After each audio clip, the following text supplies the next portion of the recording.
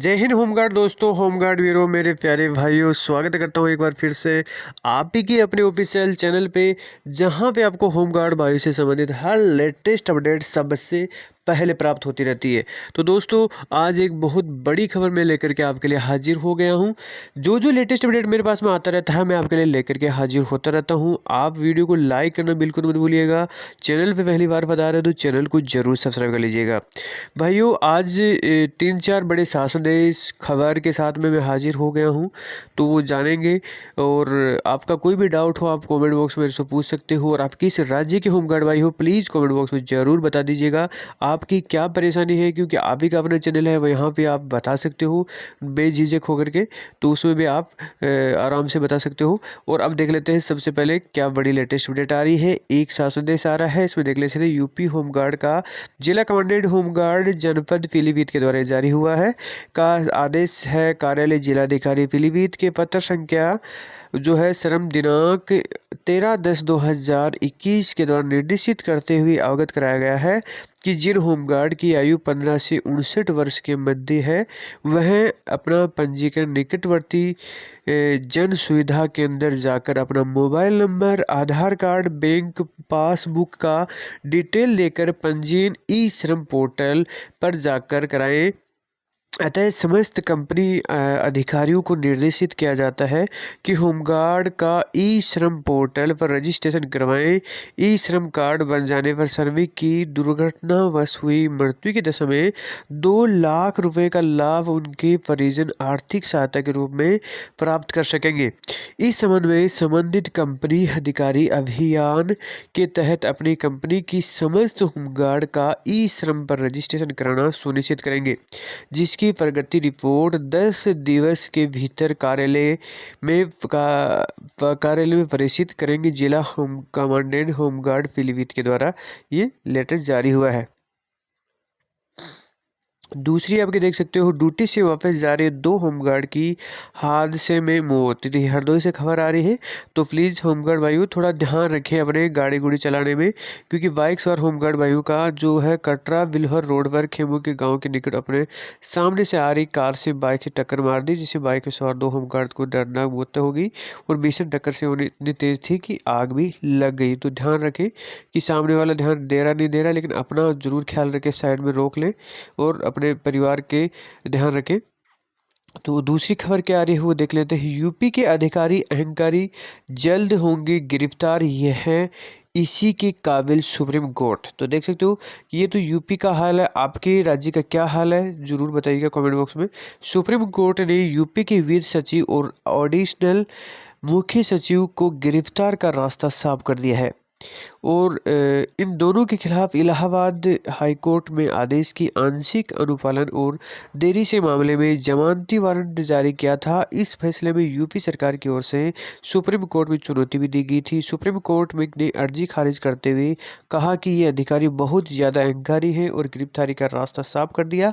Allahabad high court में एक वसूली अमील में सर्विस नियमित करने और सैलरी बढ़ोतरी की भुगतान का मामला था। इसी मामले की सुनवाई के दौरान हाईकोर्ट ने उक्त अधिकारियों के खिलाफ टिप्पणी करते हुए कहा था कि ये अधिकारी अदालत को प्लेग्राउंड बना रहे हैं और उस शख्स को वेतन बढ़ोतरी देने से मना कर दिया गया था।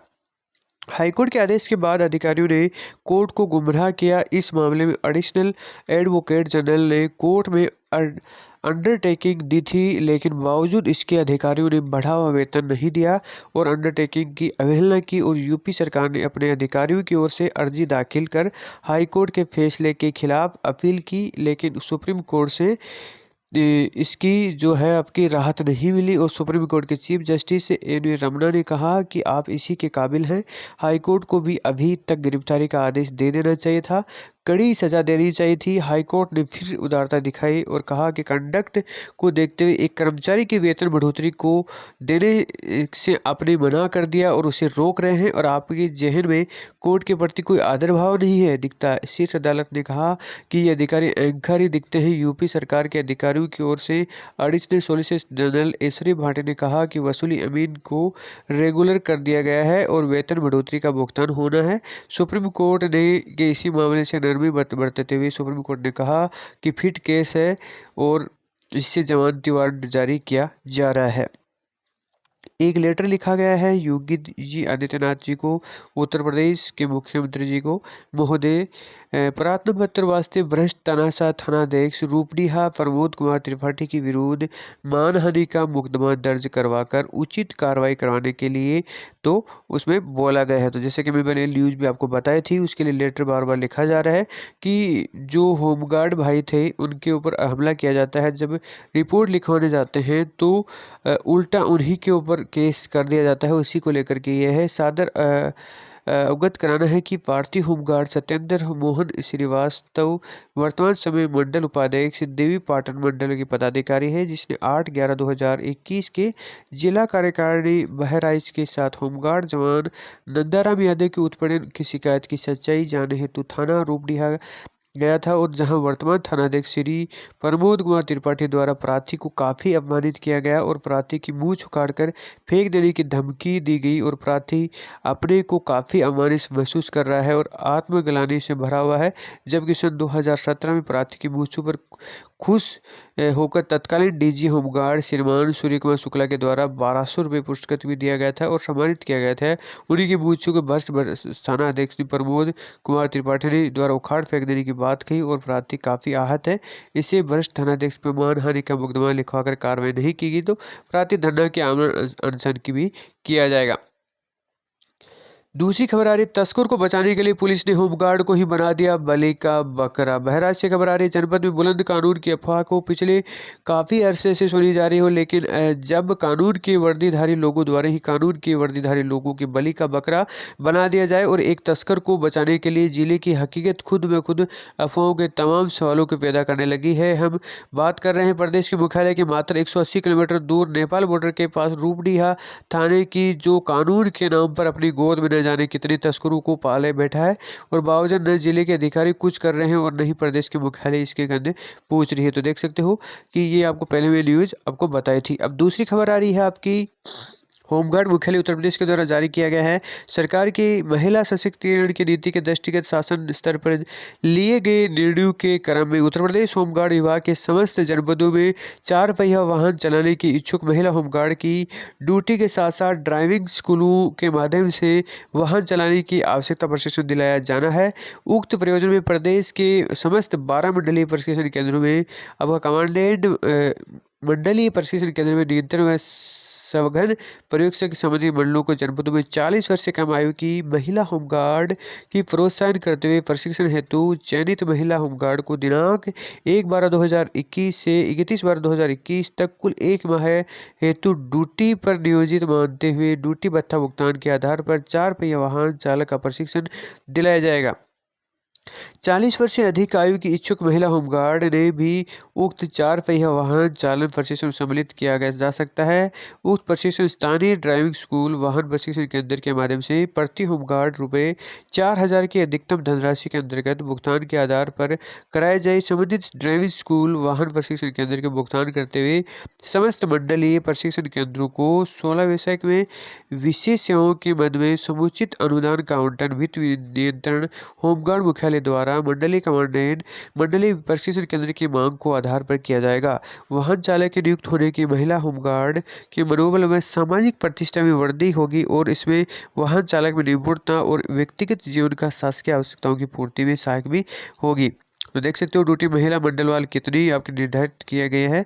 इसमें लखनऊ, कानपुर, झांसी आपका हर जिले के अंदर जहां पे आपका 120 टोटल की गई है और इसमें मंडलों के निर्धारित के अंतर्गत महिला होमगार्ड की प्रोत्साहन करते हुए संबंधित मंडल के प्रशिक्षण केंद्र में सम्मिलित करने का दायित्व मंडलीय कमांडेंट एवं उसके जिला कमांडेंट को दिया गया है।